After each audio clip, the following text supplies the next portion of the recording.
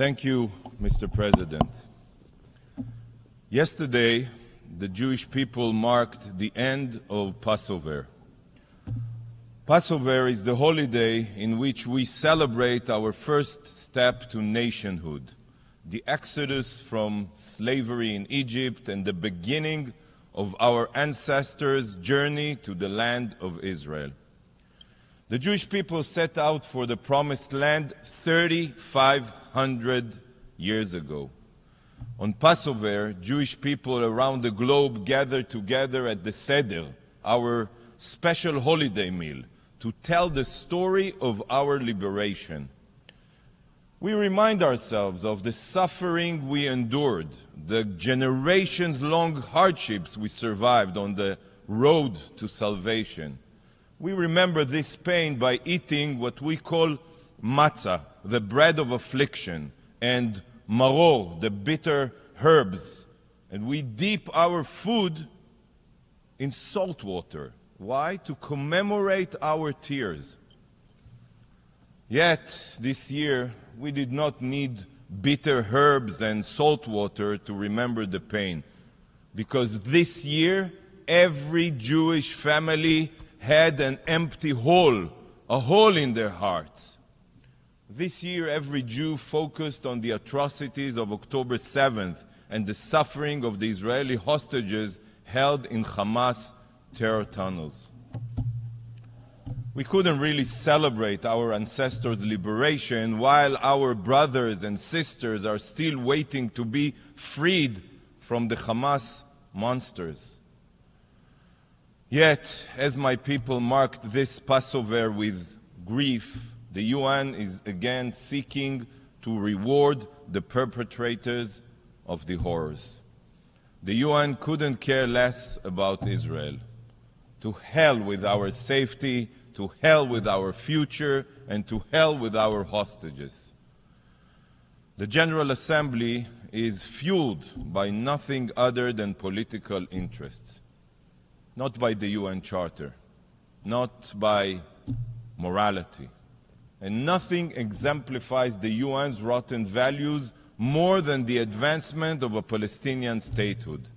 No, nothing can reward and incentivize the terrorists that committed the October 7th massacre more than this discussion here today. To this day, you have not even condemned Hamas, not even once. To this day, not a single UN initiative has been taken for the sake of the hostages, the Israeli hostages.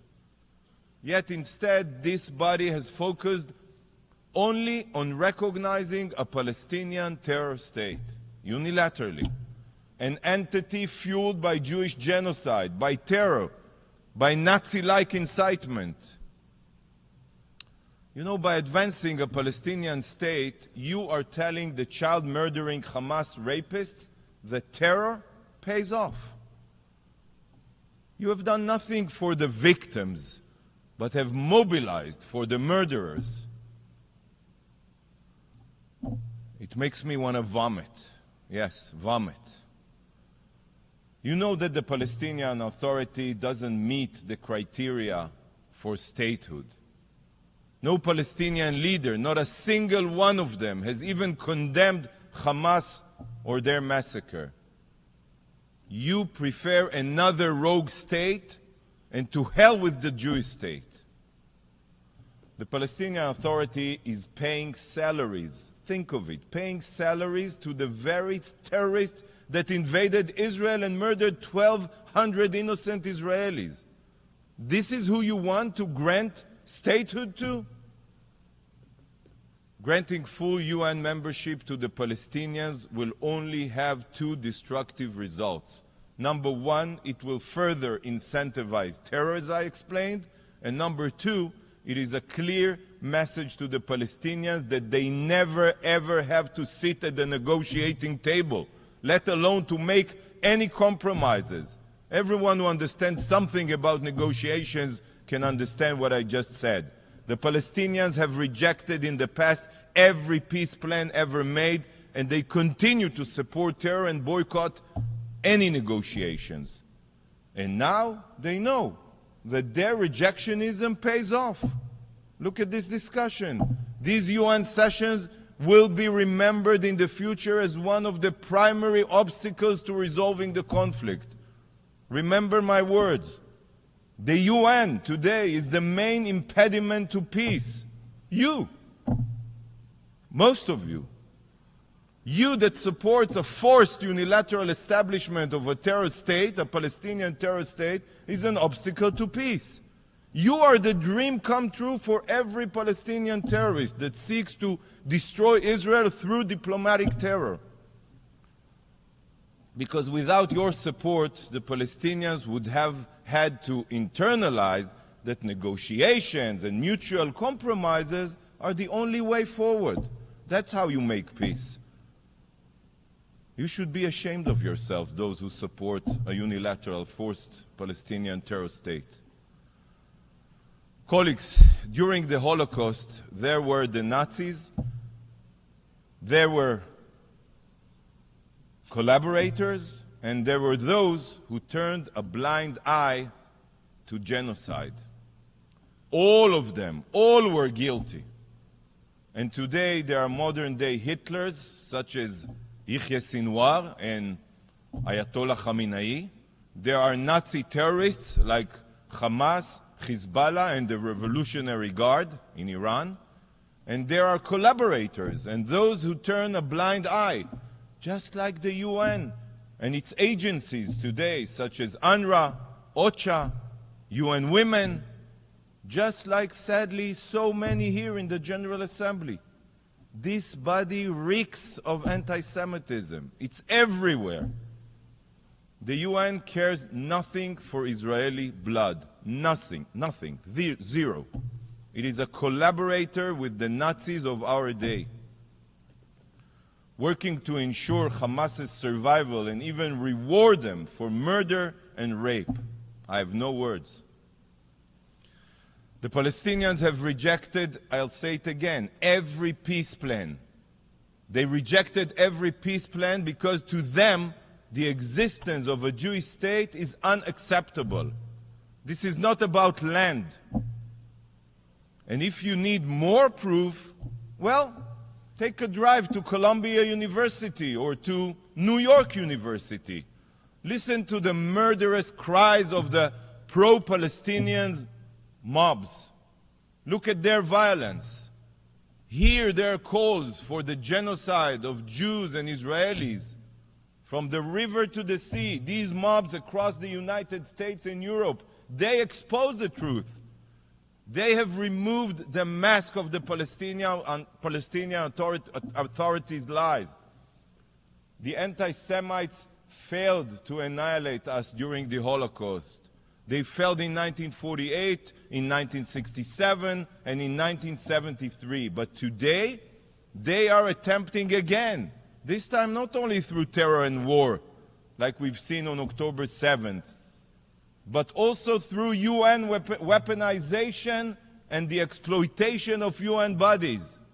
That's how they want to achieve their goal. And here is what they scream, and I quote, "From the river to the sea, Palestine will be free." So for those of you that automatically vote against Israel with no understanding, I'll explain. They want a Palestine that stretches from the Jordan River, Israel's eastern border, to the Mediterranean Sea, Israel's western border. A free Palestine means that Israel doesn't exist. That's what they mean. And they have another chant. We don't want no two-state, we just want 48. I'll remind you what they mean. They want to return to the situation before Israel's War of Independence in 1948, after they rejected the partition plan that was accepted here in 1947. They want to erase Israel. The chants of the pro-Palestinian rioters on campuses are calls for Israel's destruction.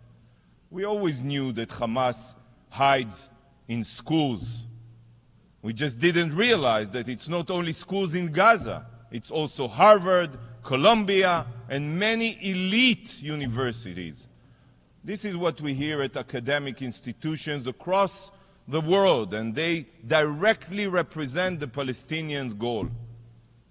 The only solution for them is a single Palestinian state that is Judenrein, Jew-free, from the river to the sea, achieved through repeated October 7th against Israel and also against Jews. And you here are collaborating with them and encouraging their racism and anti-Semitism. Just as Germany was the world capital of science and culture, yet it was there that Nazism was born and spread. History is now repeating itself. Elite universities, supposed bastions of liberalism and academia, have now become the breeding grounds for the most heinous racism and bigotry. Those that carry on the Nazis' race theory today are restoring to violence, shattering windows, attacking Jewish students, and calling for their removal from campus. The images that have come out of Columbia University are reminiscent of Kristallnacht. Just yesterday, over 100 violent pro-Palestine Nazi agitators were arrested at Columbia University. Swift and severe action must be taken against faculty that back this mayhem. University presidents and professors today must be held accountable for permitting this. Students who call for the murder of their peers or use physical violence must be arrested and expelled. But this brainwashing did not happen overnight. It was the result of years of incitement and delegitimization here at the UN. And do you know who it is that set the stage for this blatant anti-Semitism? The UN, the General Assembly. The anti-Israel vitriol spread here by this organization is what sparked what we are seeing today on college campuses. By falsely condemning Israel and marking the Jewish state as the foundation of all evil, you are emboldening anti-Semites and terrorists alike. It is because of you that these mobs think that attacking Jews is acceptable, that calling for the deaths of Israelis is tolerable. Universities are permitting this Nazi-like behavior because for decades, the UN's anti-Israel stance has been justified by this very body, the General Assembly. Look at the damage you have caused. Look at the generations you have indoctrinated. This is the final moment for the UN, I'm telling you, to show that it remembers the reason it was established in the wake of the Holocaust, to prevent atrocities against Jews. Wake up! I call on the Secretary General and on leaders around the globe to stop hiding behind empty words. There is no freedom to incite murder and violence, and there is no liberty to attack Jewish students. Whoever does not stand against the abhorrent anti-Semitism is a collaborator. But just as it says in the Bible regarding the Egyptians' treatment of the Israelites, וכאשר יענו אותו, כן ירבה וכן יפרוץ. But the more they were oppressed, the Israelites, the more they increased and spread. Remember these words from the Bible. The UN chooses to continue singling out the Jewish people, but we will only grow more resilient and thrive. Colleagues, today marks the ninth General Assembly meeting held on Gaza since Hamas's massacre. Ninth. Not one of the meetings focused on condemning Hamas or releasing the hostages. Not even one. I'm disgusted by this institution. But if a lion landed on earth, it would be certain that outside of Gaza, the rest of the world is a utopia. A war is currently raging in Sudan. where tens of thousands have been killed and millions are on the brink of starvation. How many General Assembly sessions have been held on Sudan? Do you know? 0. What about the war in Myanmar? 50,000 have been killed and the war rages into its 4th year. How many times has the General Assembly met and how many resolutions been passed? How about Yemen, where the Houthis dragged the country to disaster? Hundreds of thousands are dead and tens of millions are literally starving. All while the Houthis also fire drones and missiles at merchant vessels in the Red Sea. Where is the Assembly's voice about the Houthis and Yemen? Is this not worth an emergency session? Let's continue to Pakistan. Pakistan is in the process of forcefully displacing 1.3 million Afghans back under the Taliban's radical control. Have you convened to condemn this? Oh, and what about Iran? The Ayatollah regime executes thousands of women, protesters, and members of the LGBTQ community, while Iran is hurtling towards nuclear weapons. And mere weeks ago, the regime launched 350 drones and missiles at Israel. Is this not enough for the General Assembly to discuss this murderous regime? But you are not interested in criticizing rogue states.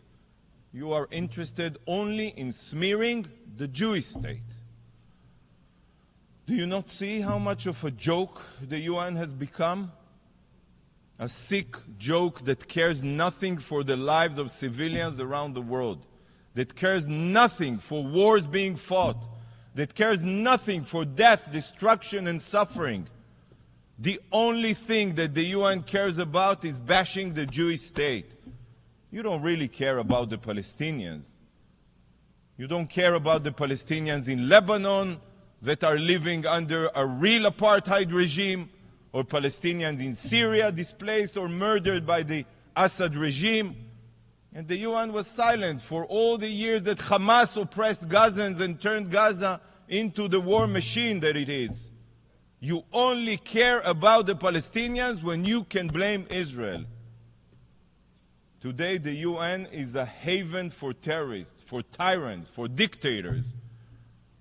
A laundromat to whitewash their crimes while shifting the focus to the vibrant democracy of Israel. And the root of all the UN's evil is this very room, the General Assembly, with its political makeup. This is the body where human rights abusers have the same voice as law-abiding democracies. And it is in this hall, through distorted politics, that every body and role in the UN system is decided.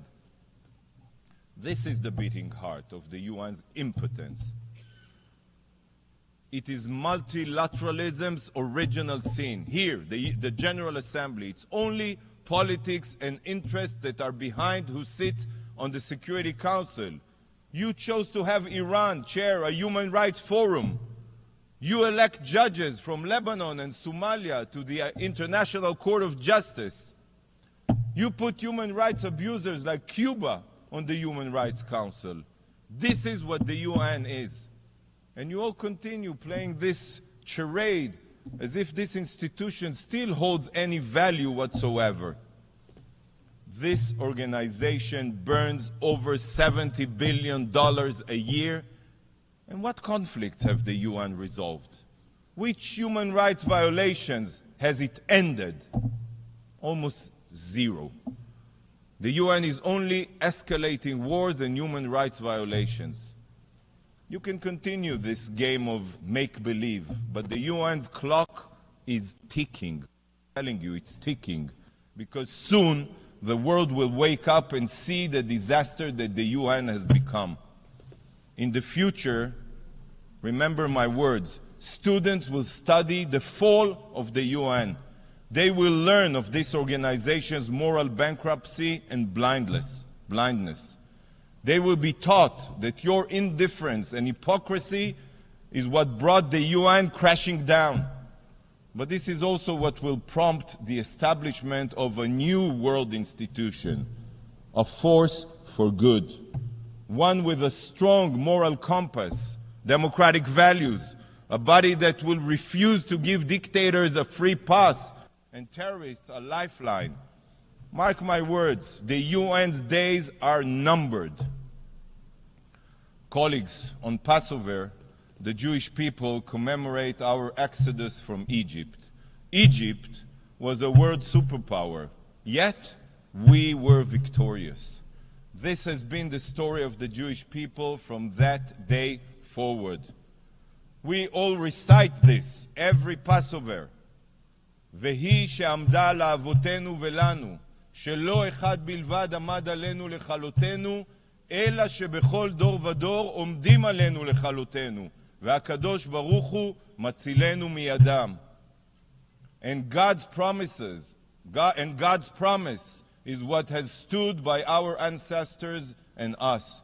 For it was not only one man that rose up to destroy us, but in every generation people rise up to destroy us, and God saves us from their hands. Remember, many have tried to destroy us, from the most powerful of empires to the most evil of decrees, but all have failed. We are the eternal people, and Israel is here to stay. Thank you, Mr. President.